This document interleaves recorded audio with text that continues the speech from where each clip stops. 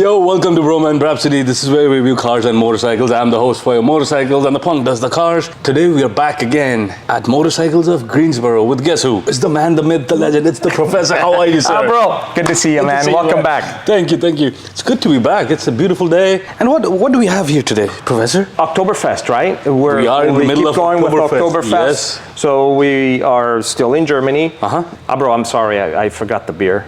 Oh, man. We should have thought of that a little sooner. Yeah, right? Yeah, next time. Next time? Okay. And a winter schnitzel of some sort? Yes. Okay. Yeah, so we keep going with the 310 line. And what we have here is a G310 GS compared to the R that we looked at last time. A lot more suspension travel, seat is a little higher. Same engine, same chassis, a little bit different look. But primarily... A few different body panels as well. A little bit knobbier tires, obviously, with the intent of going however much you want to go off-roading, really. You know, you can... It's a GS. It's a GS. I mean, it is the Globetrotter, right? Globetrotter, yeah, so, it is. I mean, you know, if you can imagine it... You can do it. You can do it on a GS. This is the 2021 BMW G310 GS. Say that 3 times faster. Right? Yeah.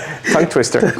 And in today's episode, we're going to talk about the bike, see some of its cool features. I'll take it out on the road, share my thoughts with you guys, talk about the cost of ownership, and assign it a Bhromance score. It's me, it's your boy Bro, and I am your Broman.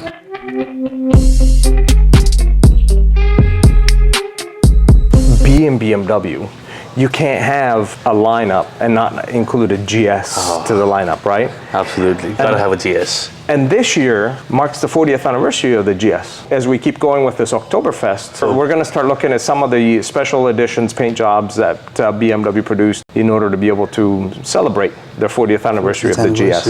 Yeah. Yeah, it's just the very same, you know, it's the same single cylinder bike that we looked at on the G310R. But it does, but it does follow the GS platform where it's, you know, it's kind of a multi-purpose motorcycle. You can ride it on the road, you could use it for commuting, you can use it for off-roading. You could, I mean, multiple purposes. I don't think that there's really a limit. The only limit I see to the GS line, just as a personal opinion, is speed.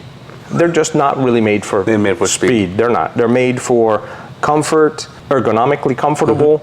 So you're not hunched over, your seating position is more upright. The suspension is usually pretty pliable or pretty comfortable, torquey, a lot of torque. And you know, also because when you do go off-roading, which by the way, I don't really do a whole lot of that, but when you do go off-roading, my understanding is that you don't really want top-end horsepower. You want more torque and more mid-range and that kind of stuff. You don't want to be spinning tires. Because you don't want to be spinning that rear tire. You actually want it to hook and drive you forward. So, especially if you're crossing rivers and going over like gravel, lots of gravel, sand, whatever it might be. Now the 310 would not be my choice to go down to Machu Picchu. Or destination for me wouldn't be tundra with this particular bike. But on the bigger brethren, you know, the 850, the 1250 GS, GSA adventure bike, absolutely. Hey, this is still a GS, so it carries over the name. I love this color. I love the paint scheme on this bike, being a 40th anniversary, and it also says Rally on the side. So it is the Rally edition, edition. And usually for BMW, when you say Rally in the GS line, it means that it has white, blue, and red in it. This is a great bike for entry-level motorcyclists, for advanced riders who just want to have something that's a little lighter, a little smaller, throw them around, ride it at its limits. I love what you said in our last video. It's more fun to ride a small bike fast than a fast bike slow. Correct, correct. And that's the reason why a lot of the accomplished motorcyclists actually go full circle and come back to small displacement motorcycles. Because it's easier to throw them around, you know, turns and jumps and whatever would you do, especially if you're off-roading. Off-roading, yeah, this is perfect. You mind if we do a little quick walk around of the bike and show the cool little features? Please, be my guest. All right, so let's start off from the front of the bike. It has these beautiful LED headlamps, standard on these motorcycles, on the 310s. Since this is the GS model, it's got to have that beak. I like to call it the beak, that fender in the front.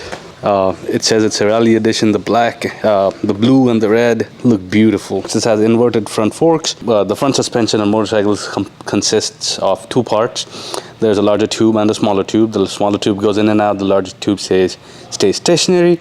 In most motorcycles, it's usually flipped. You have the larger tube at the bottom, smaller on top. This has a smaller at the bottom, larger at the top. Why, you ask? Well, this gives more rigidity to the steering column, which makes it easier to handle. Inverted front forks. Combine that with the rake angle of this bike. This has a 27 degree rake angle. What's the rake angle, you ask? Well, draw a perpendicular from the steering mount, follow the fork tube. That angle is the rake angle. Shorter the rake angle, the more nimble the bike is, and larger the rake angle, the more stable it is at higher speeds, highway speeds and such. You have the GS logo, BMW logo, the color paint scheme continues. A single cylinder engine that's liquid cooled. You have the trellis frame. Oh, I love the trellis frame. Monoshock suspension in the rear, single exhaust on the side. Grab handle for your passengers, and a rack for a tool pack if you want. Knobby tires, and you have your turn signals and your tail light. Now this bike isn't an overly powerful bike. It puts out a peak horsepower of 34, peak torque of about 21 foot-pound of torque. Handlebar controls. You have this mirror. On your left side, you have a passing lights, high beams, low beams, turn signals, and horn. On the right side, you have the kill switch and the starter button. This does not have keyless ignition. This has your traditional key. You have lights on the side for neutral, low fuel, high beams, turn signals, ABS, air messages, battery, and check engine light. And then you also have a light that's your shift indicator. And on this main screen, you get your fuel range, your digital fuel range, digital tachometer, which gear you're on, your speed, your odometer, and time. If you press this little button down here, it'll toggle through that. So you get trip 1, trip 2, engine temperature, your fuel range, your consumption, average consumption, your date, your setup, and then you're back to odometer. Pretty basic, but pretty decent. So can you tell us a little bit about Motorcycles of Greensboro? Motorcycles of Greensboro, I would consider it more of a motorcyclist or motorcycling enthusiast center rather than a motorcycle dealership. Mm-hmm. We're definitely not here, to push anybody into purchasing anything that they don't intend to. We're here to share our knowledge of motorcycling, or if someone has more knowledge in any particular area of motorcycling than we do, then obviously we welcome their knowledge. We're here to learn as well, because you never stop learning. Never, right? ever. Within these walls, between Paul and Andrew, myself, and now Pat, our new recruit, Troy, there's probably about 300 years worth of motorcycling experience within these four walls. So there's quite a bit here. And that's 300 years of experience of not just one genre of riding. It's like across all genres: adventure touring, off-roading, track day riding, street riding, hyper motards, like everything. Anytime you come down here, it's always a fun time. If you have questions, these guys have answers. If they don't know the answers, they'll find it for you. You want to know stories, they'll share. I'll put their website link in the video description below. Come on down here, check them out. And when you come down here, what do they have to say, Professor? Who sent them? They've got to let us know that the Bhromance sent them. Yes, the Bhromance sent them. Come on down, they're amazing. You'll never have a dull moment here. Find the professor. Ask him about some of his fun stories. He's got tons of stories to tell you. And time is just gonna fly with him. Well, thank you, bro. Yes, always. Compliments are always welcome, you know that. Goes both ways, man. I'll give you the $100 I promised you in a minute. I'll take that. Oh, speaking about time though, Professor, do you happen to know what time it is? Bro, it's right o'clock, man. It's right o'clock. Let's go. Alright guys, if you're new to Bhroman, give us a like and hit that subscribe button. We put out content every week and your support would mean a lot. Let's do our first test. Let's make a couple of U-turns and see how this thing maneuvers, shall we? Na na na na na na na na na. Not a problem at all. Light bike, short wheelbase, no problemo. I quite like it. I want to show you guys something cool about this bike. Now this bike has that ECU, the ECU modulated clutch So basically you can ease off the clutch without giving it gas, and it should keep moving. It should not get you to stall.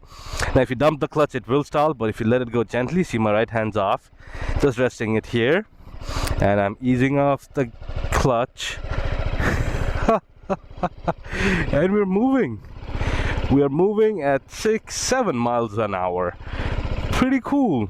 Now give it gas, and off we go. So let's do our second test. Let's do our quick pull test, see how this puppy pulls.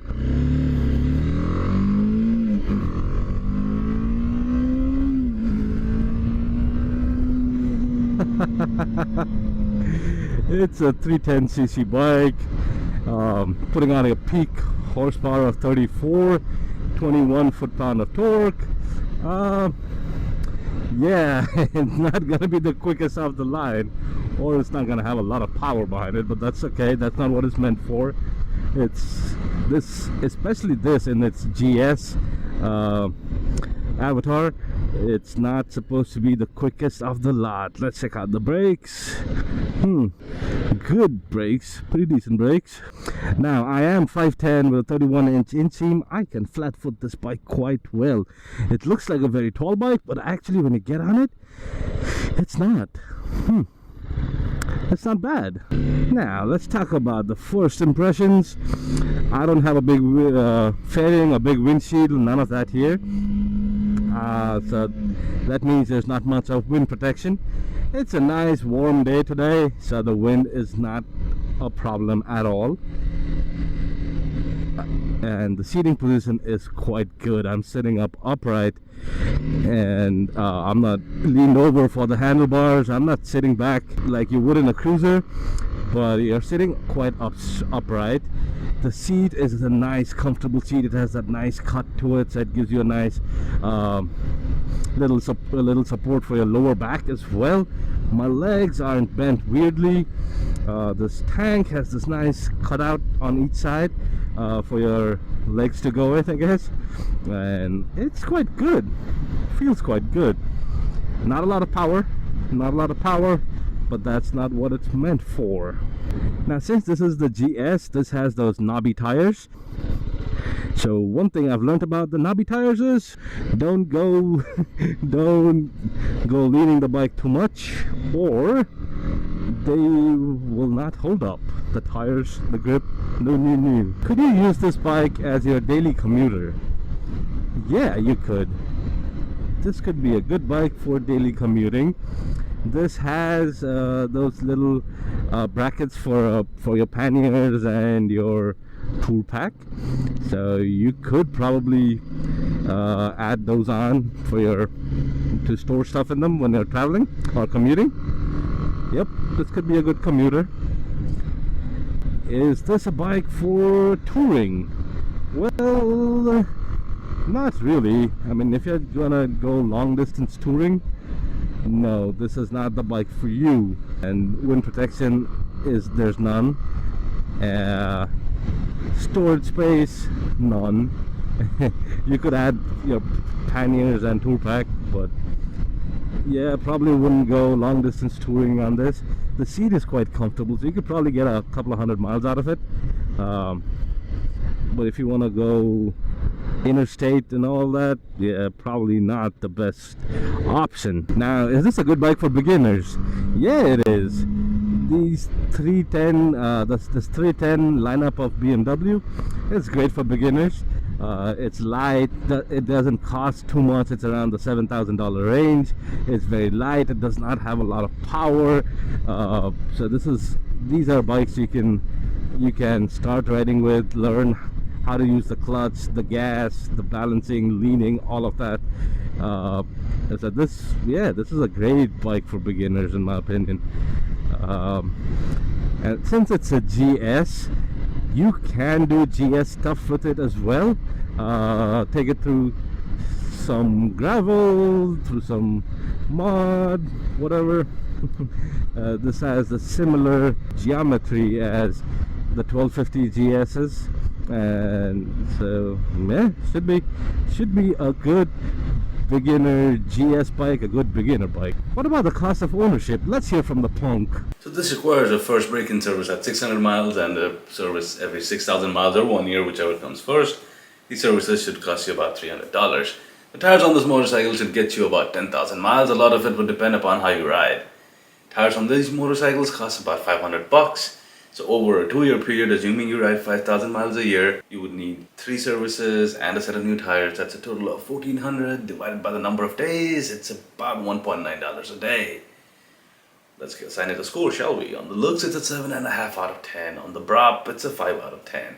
On the maintenance, it's an 8.5 out of 10. And on the comfort, it's an 8 out of 10. For a combined Bhromance score of 7.25 out of 10. So in conclusion, the 310 GS, this is a fun little bike to ride on, to learn how to ride. This is the baby GS, the entry-level GS in the BMW's GS lineup. It's quite light, it's very light, it doesn't have a lot of power, it's relatively inexpensive, costs a little, it costs around the $7,000 mark, quite well balanced, and it's a Beamer, so it's got that branding behind it as well. If you're a guy or gal that's looking to get into motorcycling, and the GS's are the ones that kind of pique your interest, but you don't know if the 1250 is too much bike for you or not, or check out the 310 GS. Head on down to your closest BMW dealership and take one for a spin and see what you think about it. And if you live in or around the Greensboro area, well, come on down to Motorcycles of Greensboro and check them out. And when you do, just tell them the Bhromance sent you. Well guys, keep your knees in the breeze. I'll see you next week. Go out.